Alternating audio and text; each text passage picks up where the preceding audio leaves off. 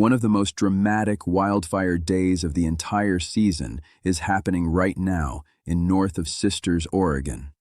The Akawa Butte Fire has been building for about a week, and for the first several days it barely got any attention because crews were not mapping it closely. That has changed fast. Over the last 4 days, this fire has been running hard, and today it truly blew up, tearing across the landscape while a wall of thunderstorms rolled in behind it, dropping rain, lightning, and chaos all at once across central Oregon. To understand why this fire matters so much, you need to picture the town of Sisters, sitting right where Highway 20 and Highway 126 come together.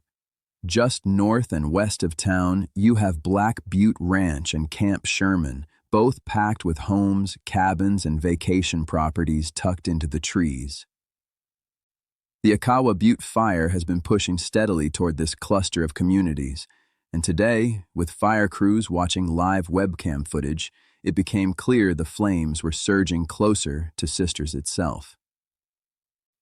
Evacuation orders have expanded through the day, and at this point Sisters is being evacuated, with mandatory evacuations also in place up toward Camp Sherman and evacuation zones stretching all the way down to Highway 20. The clearest window into what happened today came from a webcam positioned near Akawa Butte, which has become the best vantage point for tracking this fire's movement. Early in the afternoon, observers were able to draw sight lines from the camera out to the visible edge of the fire, projecting where the flame front actually was on the ground. Those lines crossed near Collier Crossing, close to where Stevens Canyon Road meets Indian Ford Road, and near the Forest Service 2050 Road. That is a significant distance south of where the fire had been sitting, and it tells us the fire made a major run toward Sisters earlier in the day, likely advancing another 1.5 miles or more before conditions changed. Then, around 4 in the afternoon, everything shifted. The fire, which had been stomping steadily toward the webcam, suddenly pushed hard to the east, sending a fresh plume of smoke drifting off to the side of the frame. About 20 minutes later, a thunderstorm arrived directly over the fire. Smoke was pushed out of the way by the incoming storm. Rain began falling, and within minutes the webcam lens itself became coated in mud as ash mixed with rain and blanketed the camera. Exactly how much rain came down is still unclear, since the camera went dark right as the storm hit, leaving a gap in the visual record during the most critical stretch of the afternoon. It is worth pausing on just how quickly this fire has escalated. A week ago, this was a fire that crews were not even mapping closely. Today, it demonstrated exactly why that escalation happened, advancing more in a single afternoon than it likely had in several previous days combined. It is worth pausing on just how quickly this fire has escalated. A week ago, this was a fire that crews were not even mapping closely.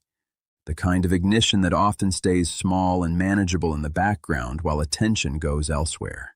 Over just 4 days, it transformed into the top priority fire in the entire region, and today it demonstrated exactly why that escalation happened, advancing more in a single afternoon than it likely had in several previous days combined. That kind of rapid acceleration is becoming a familiar pattern this fire season, where fires that seem contained or secondary can flip into major incidents within a matter of days once conditions align. This kind of rain event is a double-edged sword for firefighters. A strong downpour can knock down flame intensity and slow the spread of a fire dramatically, buying crews precious time. But the same thunderstorms that bring rain also bring outflow winds, gusty and unpredictable, capable of pushing fire in new directions with very little warning. And on top of that, these storms are loaded with lightning, which means that even while one fire is being partially tamed by rain, dozens of brand new fires can be ignited elsewhere across the region in the very same hour. That is exactly what happened today. This storm system traces back to Tropical Storm Alita, which moved up the Pacific coastline and pulled a surge of tropical moisture into the Pacific Northwest. Behind that moisture sat a slot of dry desert air that had been sitting over California, and the two collided over Oregon this afternoon. The result was a band of fast-moving thunderstorms that pushed through the state in a hurry, meaning many areas got intense lightning and wind but only brief, scattered rainfall, before the dry air punched back in right behind it. The lightning count from this event is staggering. Well over 80 strikes were recorded in Central Oregon alone, with strikes reported from the coast near Waldport, through the Willamette Valley, over Portland, and deep into the high desert. Over Portland and deep into the high desert. Redmond Airport was shut down entirely because of the storms, grounding both commercial flights and firefighting aircraft. Air tankers based out of Prineville were grounded as well, spinning down during the storm, unable to fly while lightning was active in the area.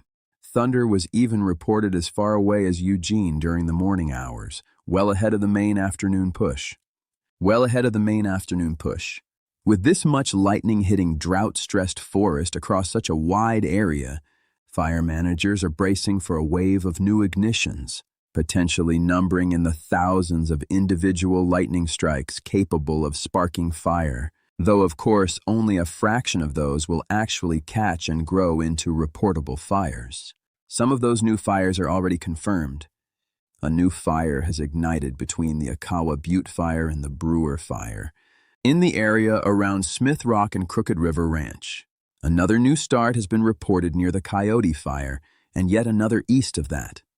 Lightning also struck the east flank of Mary's Peak near Corvallis, sparking a new ignition there. And another new fire started on Buck Mountain northeast of Eugene in the Hells Hill area. Meanwhile, fires already burning elsewhere in Oregon reacted to the storm as well.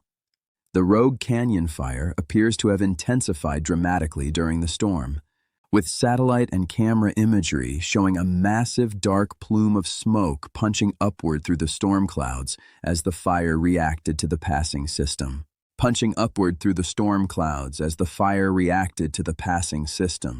The Hagen fire near Hermiston and Pendleton also continued to grow throughout the day. This is the fundamental challenge with large-scale lightning events like today's. Firefighting agencies generally have enough aircraft and crews to jump on new starts quickly when they appear one or two at a time, catching them small before they can spread. But when 80 or more strikes hit the ground across a single afternoon, resources get spread incredibly thin, and agencies are forced into a triage situation.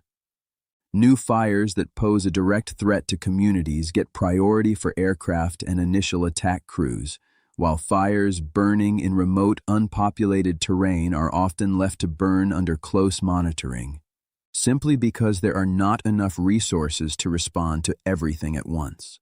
Zooming out to look at how fire managers are prioritizing their response, the Akawa Butte Fire currently sits at the very top of the priority list for the entire region.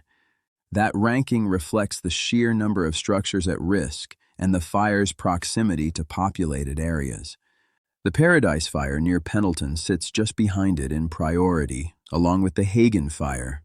Older fires like the Hay Creek Complex north of Madras are now largely contained, listed at around 67% containment. Understanding why the Akawa Butte Fire has been so difficult to control requires looking closely at the landscape it is burning through.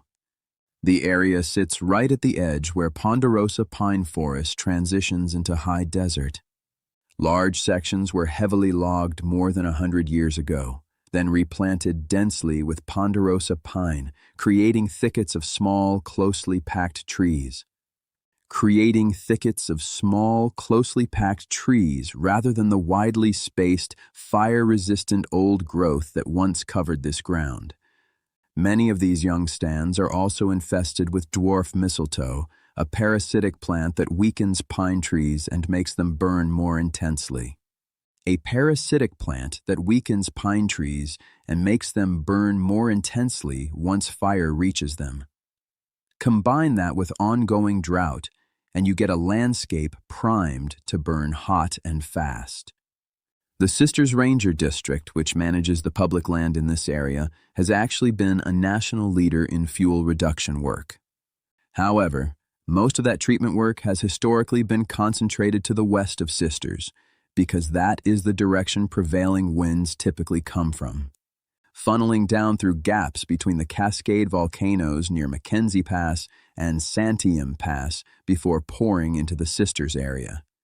Because the current fire is approaching from the north and because a large share of the land is privately owned, there has been comparatively less fuel treatment work.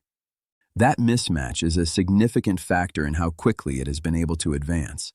That kind of rapid acceleration is becoming a familiar pattern this fire season. None of this means the fuel treatment work already completed has been wasted. Areas that have been thinned still make conditions considerably safer for firefighters. Thinned stands tend to burn with lower flame lengths and produce less extreme fire behavior, giving crews a fighting chance.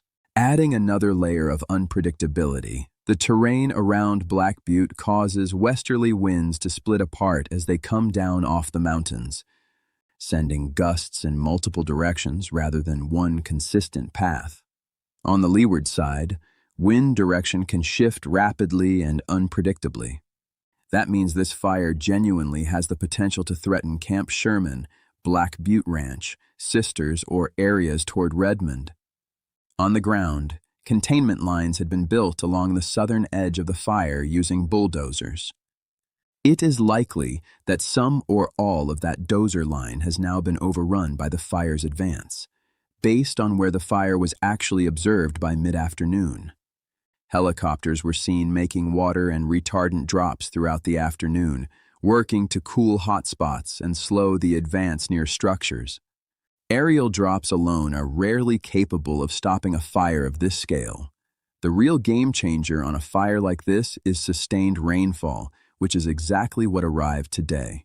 Looking ahead, the forecast suggests this rain event was brief rather than sustained. Today, Sisters had roughly a 40% chance of precipitation, and that number drops sharply for tomorrow. Winds are expected to shift back to the west, and relative humidity will fall back down into the 20s and 30s. Beyond tomorrow, the outlook shifts again. Forecasters are highlighting the potential for another round of lightning further north on Friday. That combination of wind and dry conditions following a lightning bust is one of the most concerning patterns. In California, the rock fire burning south of Bishop near Big Pine in the Owens Valley on the eastern side of the Sierra Nevada made a major run yesterday, climbing out of the valley and up into the Inyo National Forest, pushing into wilderness terrain near the John Muir Wilderness. Further east, in the high desert, the Biscar fire has grown to roughly 70,000 acres. Because it is burning in such a sparsely populated area, it has received comparatively low priority. Nearby, the Oak Fire has burned around 27,000 acres. Nearby, fires already burning elsewhere in Oregon reacted to the storm as well. Today paints a picture of a fire season entering a genuinely volatile stretch. A single afternoon brought a major run by an already dangerous fire, a wave of lightning capable of sparking dozens of new starts. The next 24 to 48 hours will go a long way toward determining how the rest of this fire season unfolds across Central Oregon.